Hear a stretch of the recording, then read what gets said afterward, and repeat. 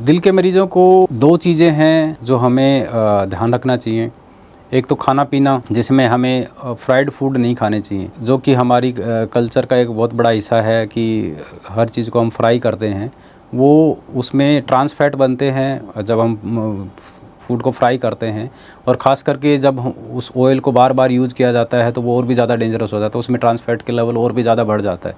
तो एक तो फ्राइड फूड नहीं खाने चाहिए, जो आजकल बच्चे खाते हैं, जैसे पैकिंग वाले फूड्स हैं, चिप्स हैं, वो ये सारे, ये बहुत हाई रिस्क होते हैं। इसमें ट्रांस फैट बहुत ज़्यादा होती हैं। इसमें शुगर कंटेंट कुछ एक में ज़्यादा होते हैं, कुछ एक में सॉल्ट कंटेंट बहुत ज़्यादा होता है, जो कि हार्ट के लिए बिल्कुल सेफ़ नहीं है। और जहाँ तक घी तेल की वो है, तो तेल में जो हार्ट पेशेंट के लिए है, सनफ्लावर ऑयल है, सोयाबीन ऑयल है, ये थोड़े सेफ़ होते हैं, बट फिर भी हम कहेंगे कि जितना कम यूज़ हो उतना ही ज़्यादा बेटर रहता है। और एक्सरसाइज में 40 टू 45 मिनट्स डेली एक्सरसाइज करनी चाहिए।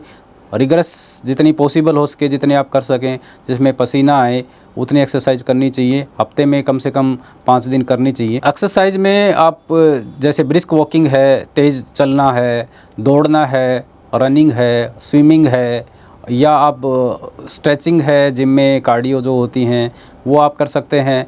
आप प्रॉपर जिम भी कर सकते हैं, स्लोली अपनी जो स्टेमिना है उसको बढ़ा के आप प्रॉपर जिम भी कर सकते हैं। जितना आप टॉलरेट कर सकें उतनी एक्सरसाइज करनी चाहिए जिसमें आपको पसीना आए।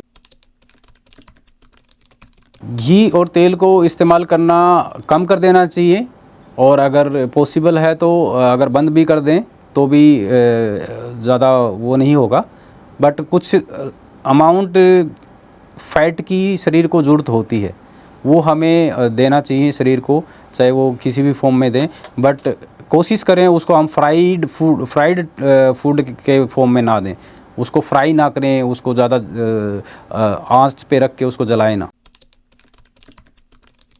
बिल्कुल, दिल के मरीज़ को नमक कम खाना चाहिए। दिल के मरीज़ को नमक जितना कम खाएँगे उतना ही हार्ट के ऊपर लोड कम होगा, और उतना ही हार्ट का जो फ़ेल होने की जो संभावना है वो कम रहेगी। उसके साथ-साथ में दिल के मरीज़ को लिक्विड का भी एक होता है कि हमारा जो टोटल लिक्विड है, दिन में जितना भी हम तरल लेते हैं, वो भी एक लिमिटेड अमाउंट में लेना चाहिए, ताकि अगर वो भी ज़्यादा लेंगे तो वो भी हार्ट के ऊपर लोड बढ़ाता है और हार्ट फ़ेल होने की संभावना वो भी बढ़ाता है। नमक जिसमें सोडियम कम हो वो हमारे लिए ज़्यादा ठीक रहता है। आजकल लो सोडियम सॉल्ट अवेलेबल है मार्केट में, वो सबसे बढ़िया रहते हैं। फल और सब्जियां सारे ही दिल के लिए अच्छे होते हैं।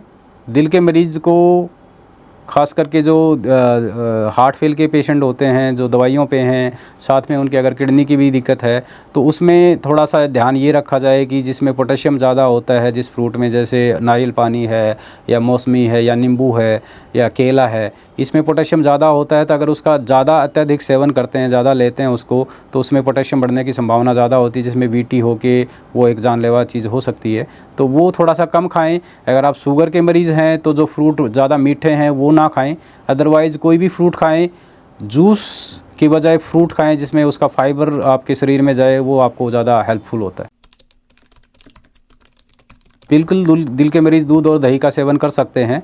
अगर पेशेंट हार्ट फेलियर का है तो एक लिक्विड की जो अमाउंट है डेली की, पेशेंट की हार्ट की कंडीशन और पेशेंट की एक्टिविटी के हिसाब से जो हम बताते हैं, उसके लिमिट में रखते हुए हम दूध दही का सेवन कर सकते हैं।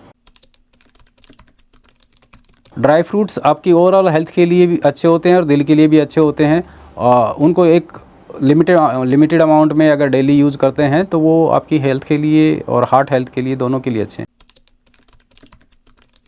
शुगर एज़ सच इंसान को कम ही खानी चाहिए, क्योंकि शुगर इंटेक जितना ज़्यादा होता है उतना ही शरीर ज़्यादा ख़राब करती है।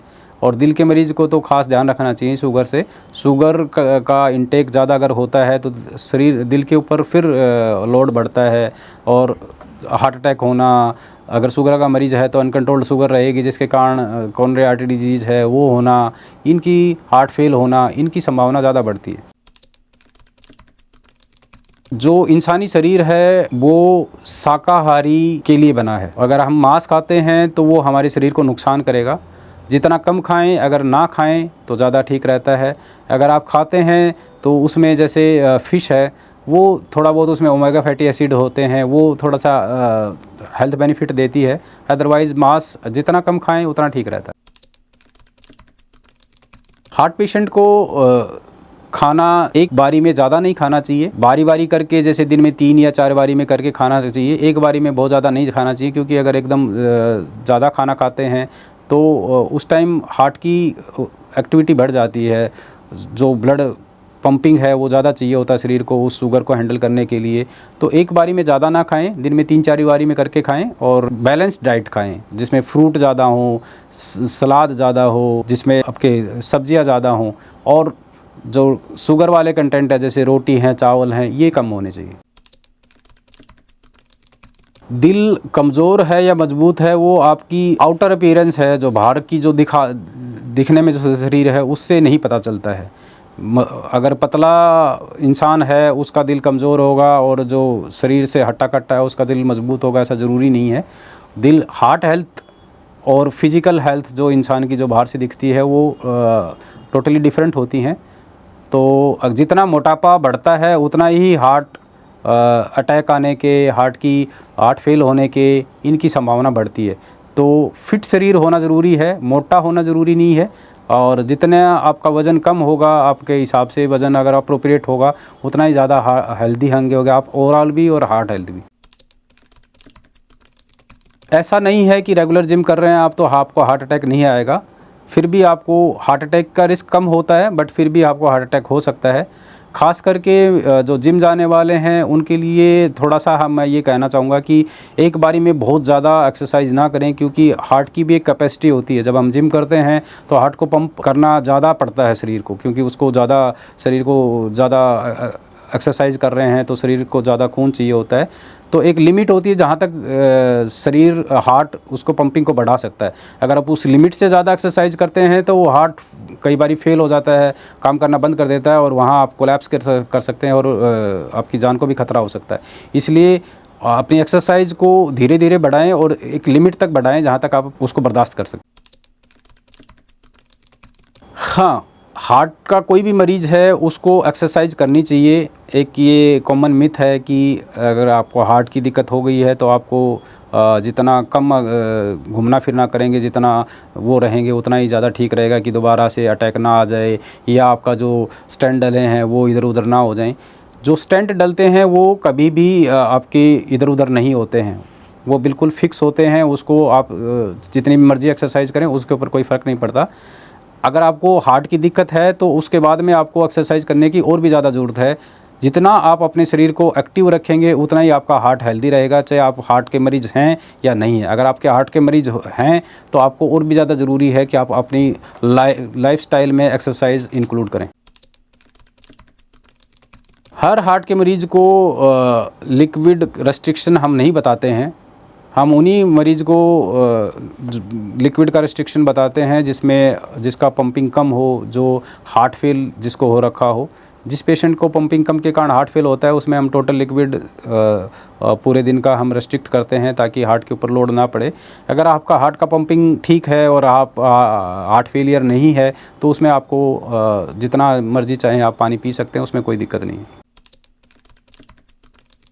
मौसम का असर बिल्कुल दिल के मरीज़ों के ऊपर पड़ता है। Starting from the heart attack, जो कि सर्दियों में ज़्यादा कॉमन होता है, और अर्ली मॉर्निंग आवर्स जो होते हैं सुबह के, जो 2 से 4 बजे के बीच में, 5 बजे के बीच में, इस टाइम हार्ट अटैक के चांसेस ज़्यादा होते हैं। सर्दियों में हार्ट अटैक के चांसेस ज़्यादा होते हैं। सर्दियाँ हार्ट के पेशेंट के लिए ज़्यादा हार्श होती हैं, ज़्यादा दिक्कत वाली होती हैं। सर्दियों में हार्ट फेल होने की संभावना बढ़ जाती है, क्योंकि आपकी जो नसें हैं वो सिकुड़ जाती हैं, और जो शरीर से जो वो लिक्विड जो होता है, पसीना नहीं निकलता है, जिसके कारण फ्लूइड ओवरलोड होने के चांस ज़्यादा होते हैं। हार्ट को ज़्यादा सिकुड़ी नसों में ज़्यादा ज़ोर के साथ पंप करना पड़ता है, जो कि हार्ट अगर कमज़ोर होता है तो उसमें हार्ट फेल होने की संभावना ज़्यादा होती है। इसलिए सर्दियाँ स्टार्टिंग फ्रॉम अक्टूबर टिल फरवरी, जब तक सर्दियाँ होती हैं, हार्ट मरीज़ के लिए बिल्कुल हार्श होती हैं, बहुत प्रिकॉशन रखनी पड़ती हैं, एक्स्ट्रा प्रिकॉशन रखनी पड़ती हैं, हमें मेडिसिन भी उस हिसाब से चेंज करनी पड़ती हैं। यूजुअली हार्ट फेलियर की मेडिसिन की रिक्वायरमेंट सर्दियों में ज़्यादा होती है, बीपी सर्दियों में ज़्यादा बढ़ता है, उसमें भी बीपी की मेडिसिन गर्मियों की बजाय सर्दियों में उसकी डोज ज़्यादा चाहिए होती है, जिसमें हम उसको मॉडिफाई भी करते हैं पेशेंट के एक्टिविटी और उसके हिसाब से। तो मौसम बिल्कुल हार्ट के मरीज़ को अफेक्ट करता है। हार्ट अटैक और हार्ट फेल सर्दियों में ज़्यादा होता है, जैसे मैंने बताया।